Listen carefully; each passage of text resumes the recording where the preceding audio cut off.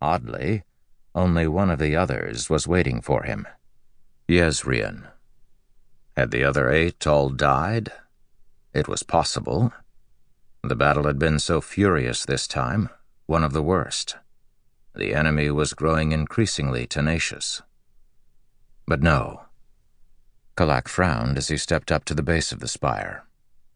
7 magnificent swords stood proudly here, driven point first into the stone ground.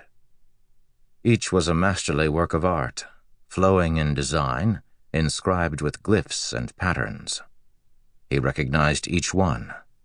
If their masters had died, the blades would have vanished. These blades were weapons of power beyond even Shardblades. These were unique, precious. Yezrian stood outside the ring of swords, looking eastward. Yezrian?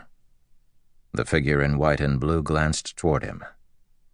Even after all these centuries, Yezrian looked young, like a man barely into his 30th year. His short black beard was neatly trimmed, though his once fine clothing was scorched and stained with blood. He folded his arms behind his back as he turned to Kalak. "What is this, Yezrian?"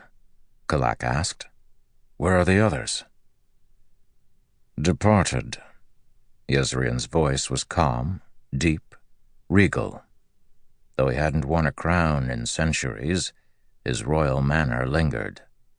He always seemed to know what to do. "You might call it a miracle. Only one of us died this time." "Talonel," Kalak said. His was the only blade unaccounted for. "Yes. He died holding that passage by the northern waterway." Kalak nodded. Talon had a tendency to choose seemingly hopeless fights and win them. He also had a tendency to die in the process. He would be back now, in the place where they went between desolations, the place of nightmares. Kalak found himself shaking. When had he become so weak? "Yezrian, I can't return this time." Kalak whispered the words, stepping up and gripping the other man's arm. "I can't." Kalak felt something within him break at the admission. How long had it been? Centuries, perhaps millennia of torture. It was so hard to keep track. Those fires, those hooks, digging into his flesh anew each day, searing the skin off his arm, then burning the fat, then driving to the bone. He could smell it. Almighty, he could smell it. "Leave your sword," Yezrian said. "What?" Yezrian nodded to the ring of weapons. "I was chosen to wait for you.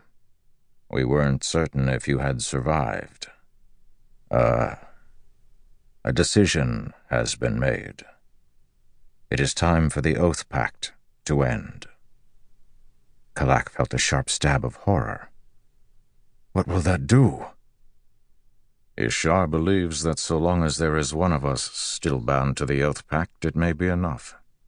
There is a chance we might end the cycle of desolations." Kalak looked into the immortal king's eyes. Black smoke rose from a small patch to their left. Groans of the dying haunted them from behind.